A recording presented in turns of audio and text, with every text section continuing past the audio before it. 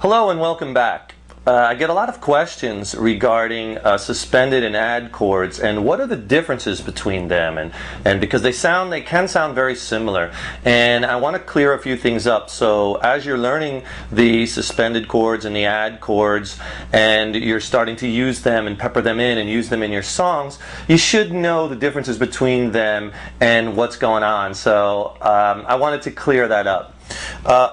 Basically, I don't want to throw a lot of music theory at you early on in your guitar journey. I think music theory is very important, and if you continue with our instructional series, you're going to be learning lots of it. And music theory does not have to be this ugly mess that there's a bad stigma about it, saying, oh, it's so complicated and you don't need it. You got to ball all that and throw it up away. You do need it. It's going to make you a much better musician, and you'll always be able to understand the principles faster, apply them on the guitar. If you know a little bit of music theory, it'll help you with your songwriting, with your lead guitar playing. I mean, it's definitely, I feel it's definitely necessary, and I cover it. Now, we don't have to go into it, especially early on, in depth, but you should. Soon we're going to be starting to learn a little bit about it, what it's about, and whatnot. And you need to know a little bit to understand the differences between a suspended chord and an add chord. But I'm not going to throw a lot of it at you. I just real broad brushstrokes here. I want you to remember that all music theory pretty much compares back to the major scale. The major scale is the standard that everything else is compared to. You have to have one thing being the standard that you can compare things to. And we all know the major scale. That's a scale that goes do, re, mi, fa, sol, la, ti, do. Right? So if I play that scale in the key of D, or a D major scale, right? Do, re, mi, fa, sol, la, ti, do. Okay, that's the major scale. We've all sung that song countless times in elementary school, the Do, Re, Mi song. And we all know that. Okay, so see, you've already learned a big piece of music theory. That all of it goes back to the major scale. All right, so when you eventually get to the module down the road on chord construction, we start to talk about how chords are built. Like, you're learning lots of different chords, and you're going to continue learning them because you have to have a big library of chords to play guitar. Otherwise, you're going to be stuck playing A, D, and E all day long, right? You got to know lots of chords, how to embellish them like we're doing with suspended and add chords now, and you're learning more chords, and you're going to be learning seventh chords, major seventh chords, and lots of chords. They're beautiful. It's one of the beautiful things about this instrument is that one of the things I love about guitar is that it's a polyphonic instrument, meaning you could play multiple notes at one time, right? And so you can get all these beautiful different combinations of these lush, beautiful sounding chords. You can't do that with a lot of other instruments. For instance, like a horn.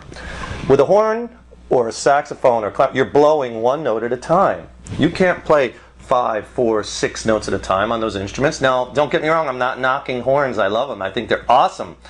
But they're basically playing one note at a time. In order for them to play a chord, they have to kind of infer the chord by playing the notes that make up the chord individually in what's called an arpeggio, and play them one after another. And they can kind of infer the chord, but they can't blow 3, 4 notes at the same time. On guitar and other polyphonic, like piano, you could play multiple notes at once, right? So you really want to exploit that and take advantage of that on guitar, and we're going to be learning lots and lots of chords. So remember, major scale, do, re, mi, fa, sol, la, ti, do. And if you take a number and assign it to each one of the notes in the major scale, the first note you play is the 1, the second note you play is the 2, or the second, the third note you play in order is the 3. So I'm playing a D major scale. I'm playing the D, which is the first note. The second note is an E, or the second in the key of D is an E. The third is the F sharp. The fourth in the key of D is the G. The fifth is the A. The sixth is the B. And the seventh is the C sharp. Then I'm back to the octave, the D, which is 12 notes, or octave. 12 notes above or below a given pitch is your octave.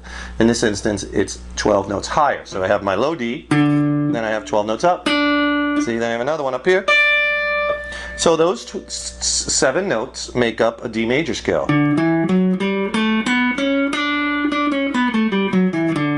Okay, and what you're going to learn, and again, I'm just doing some very broad brushstrokes here. What you're going to learn is that certain chords are made up of certain of those intervals, or the numbers. Interval is the distance between notes. Like a major chord, any major chord is made up of the first note, the third note, and the fifth note of that particular major scale, whatever key you're in. So if I wanted to play a D major chord, which you all know, those notes are a 1, 3, and 5, or the first note in a major scale, D, the third note in a D major scale, which would be the F sharp, and the fifth note of a D major scale, which would be the A. D, F sharp, and A make up a D major chord. And in fact, if you look at that chord, I'm playing the open D, there's my D note, then there's my fifth, or my A. The next note I'm playing is the D again, and then I'm playing the third with the second finger, or the F sharp. All three of those together, root, third, fifth, make up D major. And this is how chords are built. They're built off of formulas. A minor chord, root, flat, third, and fifth, where you take the third note and you go a half step down. Okay, so again, I'm making some broad brushstrokes here because I want you to understand the difference between a suspended and an add chord. Now, when we're talking about a suspended second or a suspended fourth, the formula for those chords, or like a suspended second, is a root, a second, and a fifth. So I have to play the second, and for instance we're using D as this example. D, the second note in a D major scale, is an E. Okay? So the notes in a D suspended second, which you all should know how to play that chord, it's like a D major and you take off your second finger, which then adds the open E string, and it sounds like, here's D major, here's D sus2. Hear the difference? It's that open E string. So now the notes are D, there's my D, my root, still have the fifth note of the D major scale, which is the A, playing the D again, but instead of the F sharp, which I was playing here, I'm now playing, I remove that note, and I play the high E string open, or the E note, and you get D suspended second. So notice what happens is I have to remove an interval. I remove that F sharp, or the third, and the formula is root, second, and fifth. So suspended second and suspended fourth chords do not have thirds in them. The third note. That's the difference, whereas the add chord does. The add chord adds an interval without taking something away. So what happens with a suspended second or suspended fourth chord is it's technically not really a major chord or a minor chord because there's no third in it. That's the difference between a major chord and a minor chord. Major chord has the third, the major third. Minor chords have the flat third. So that's why you could use suspended chords so nicely with either majors or minors. There's no clashing. That's one of the beautiful things about suspended seconds and fourths. Just playing A minor and D minor, and to show you those suspended chords work so well with majors or minors. So remember that what the suspended second and suspended fourth chords do is you're removing one of the notes of the chord, the third, and you're inserting for a suspended second the second, or if it's a suspended fourth, it's a root, fourth, fifth, the fourth. So the suspended chords remove an interval. The add chords leave all those intervals in there, and on top of that add in, like if it's an add fourth, it adds the fourth. If it's an add nine, it adds the ninth. And remember, all that is if it's the fourth note of that major scale, or if in that key, or if it's the ninth note in that key. Okay? But it adds that on top of the intervals that are there already. It doesn't take a note away, it adds on top of it. And basically that's the difference. Like if I wanted to play a C add 2, play my C major chord, which again, a major chord is made up of a root, third, fifth, the first note, the third note, and the fifth note of that major scale in that key. Now we're in the key of C, so I'm playing the C major scale. Notice that it has that do re mi sound. That's what the major scale is. I just played it in the key of C, which is a whole step down from D. But listen to C major. Here's D major. Has the same distance between the notes, so you get that same basic sound. It's just whether the pitch is higher or lower. Here's a G major. No matter where I play, here's G major over here.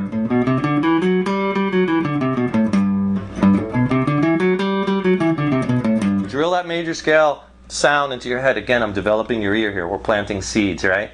Okay, so in C major, I want to play a C major chord is the root, which is the C note. Remember, our major chord is a root third fifth. The third, which is the E note. And if I count up 5 notes of the scale, 1, 2, 3, 4, 5, that's a G. C, E, and a G make a C major chord. And in fact, everyone knows this open position C major chord.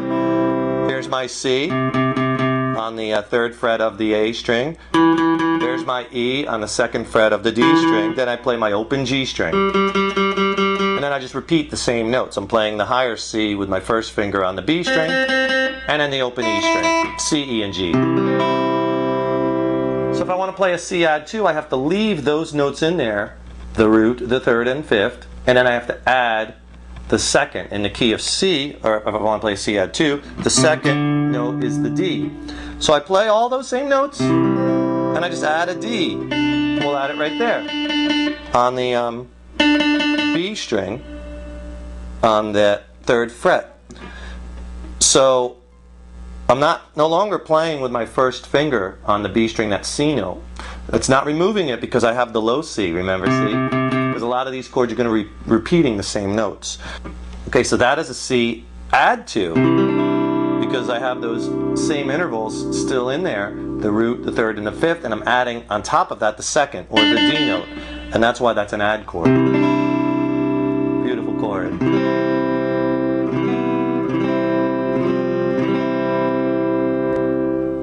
Okay, so that is the difference between an add chord and a suspended chord, and that's important that you know that. It's important that you also know that music theory falls back to the major scale, and that all we're doing is we're assigning a scale degree or a number to each successive note. A scale is just a series of notes in order from a root, the first note, to its octave. That's what basically a scale is. And we're going to be learning a lot more of that. Again, I'm just painting some really broad brushstrokes right now because I don't want to bog you down with theory. For now, I want to get you playing guitar, having fun, rocking out with your friends, having a good time, learning this wonderful, sexy instrument. So tune into the next module, and I will see you there. Rock on!